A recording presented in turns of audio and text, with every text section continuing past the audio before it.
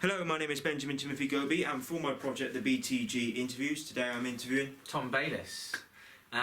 So I'm an actor and also musician, and I'm working at the moment on Tweedy's Sherlock Holmes show, which is a little UK tour, which is sort of like a comedy farce based on Hound of the Baskervilles, Sherlock Holmes, where everything sort of goes wrong and things fall apart, and it's all very hilarious, and none of the actors are turned up, and it's just me and the clown. And then in sort of my musician world, I do quite a lot of musical directing, working, doing the music on various pantomimes, mostly for children productions, and also play keyboards on a tribute show at the moment called The Bob Dylan Story, which tours around the UK, and I did the 2019 tour and on the tour again this year with that show. So I've sort of got lots of projects. I've sort of been in and out doing the Bob Dylan Story and then doing this as well. So it's sort of one night in doing that and then one night doing that, which is great because it's lots of variety and it's nice and busy. Great. It's nice and busy, which is key. Yeah. Question 1. At what age did you start to have an interest in acting and musician work?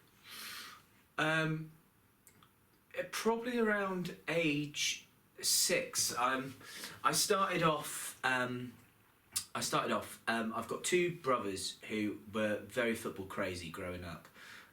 So I kind of went down that route and joined the local football team. And I was really bad at it. Same here. And I didn't like being. I suppose because I wasn't very good at it, I suppose I didn't really enjoy it that much. And so then my parents sort of enrolled me into some acting classes when I was about 6, more likely just to probably let off a bit of steam, and kind of just had fun, really enjoyed it. And then just kind of from watching like various bits of theatre and stuff, which my parents would take me to and seeing various shows, I suppose the interest grew and I just carried on the drama stuff, and then went on to train at I trained at Tring Park for my secondary school, which is a performing arts school, and then went and did a BA at Arts Ed on the musical theatre course there. So yeah, it's kind of always, for as long as I've known, it's always kind of been on the back burner, if you know what I mean. Not on the back burner, at the forefront, but like it's always kind of been there. I've not really done anything else. It's always been there with you.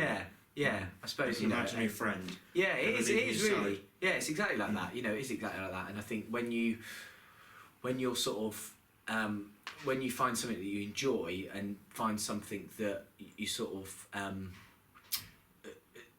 that you enjoy, but also you kind of understand and seem to get, and then it's sort of like a little jigsaw piece coming together. It's quite satisfying. But yeah, that's that really. No, question 2. What's been some of your best and most challenging moments of your career? Ooh. Some of the most challenging moments of my career is probably working with a clown. I joke. He's a great laugh sometimes as he just enters the room.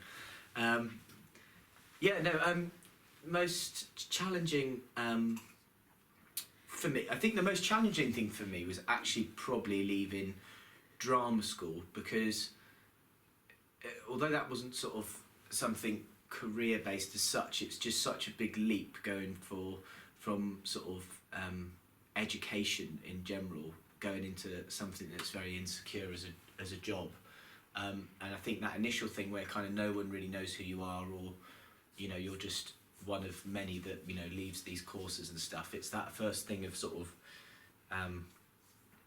coming out and trying to do it professionally and get someone to take you seriously with what you do. But yeah, that's probably been the most challenging. I think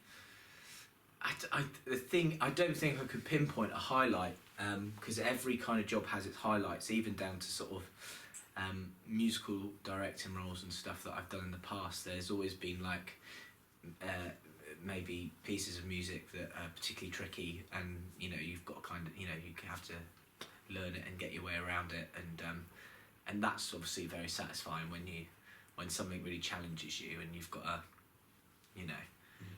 kind of, I don't know, find a way to do it well. Smoke and mirrors. Question 3, is there any... I've got to change this around a little bit because this is Tweedy's question, so I do apologise. Yeah. Give us a minute, I do apologise. Is there any acting role or any music work you would like to work on in the future? It's difficult to say. I think the thing is, what I'm really happy about at the moment in sort of my career, so to speak, it sounds very funny saying it like that, but because I kind of dabble in a lot of different job roles within theatre, I kind of want to maintain that. I quite like the idea of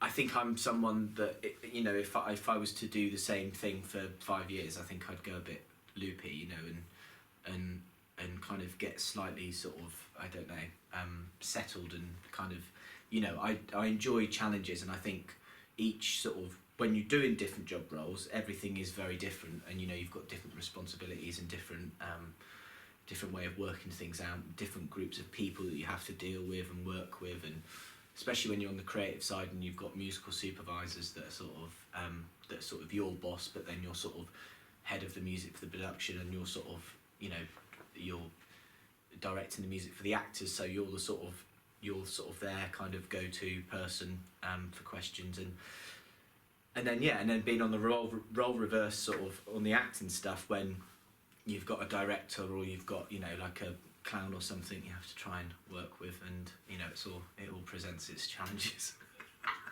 But all good. Members of 20% Sherlock Holmes, this is your half-hour call. You have 30 minutes. 30 minutes. Now open, please, and across the stage. There we go. 30 minutes, everyone. Question 4. Question 4. Which other acting and music people have you enjoyed working with before, and is there anyone in particular you would like to work with? Good point.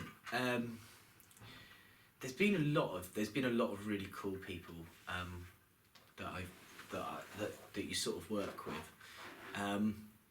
I think it's so hard to pinpoint people in particular, really, because everyone brings their own sort of everyone brings their own little piece to the table, and can offer something amazing. I mean, I think especially when I sort of stay on shows for more than a year, or I come back and do something with someone, like the Tweedy stuff, as we've done slapstick and panto and stuff before in the past. I suppose if I didn't enjoy working with him, I wouldn't do it. So, it's that kind of stuff that's, it's those people where you sort of end up coming back to, or sort of, along those lines, or companies that you work for actually, which you're really happy with, and you sort of get on well with them. I suppose that's the kind of people that I don't know. I don't think I answered that question, did I really? That's fine. I really did the same, it's fine. I did not. I sort of I did a really good answer. No, that's fine. They're all fine. Start off on something and then... I do it as well. But it's difficult to say though. You couldn't really pinpoint. Everyone's so different, aren't they? And so it's tricky to kind of, especially because I do so many different job roles. It's like you couldn't really compare, sort of the creative side to the acting side that you work with. It's because it's so different. It's so hard to kind of go, oh, that was a standout, sort of, show or something. It's all quite. Like comparing Brexit to Donald Trump's election. Yeah, completely. Yeah, different. Exactly like that. It's just two different things, so it's quite a tricky thing to answer, really. And the Donald Trump joke, I had to, I didn't want to laugh out loud. That got me. I was just like, oh. Yeah, very good. That's all in there. Bit of politics for you on a children's show. Yeah, I bet the kids are like, nothing funnier than that. Yeah. Question 5. As an actor and musician, how do you feel your career has adapted over the years, and are there any other areas you would like to work in? Oh yeah, I mean, I definitely has adapted. I think, especially when I left drama school, because I've always especially playing piano and stuff. That kind of was a hobby, and that's how it sort of started off, and it was something that was very much on the side to the acting world. And kind of leaving drama school, I had an interest in going into sort of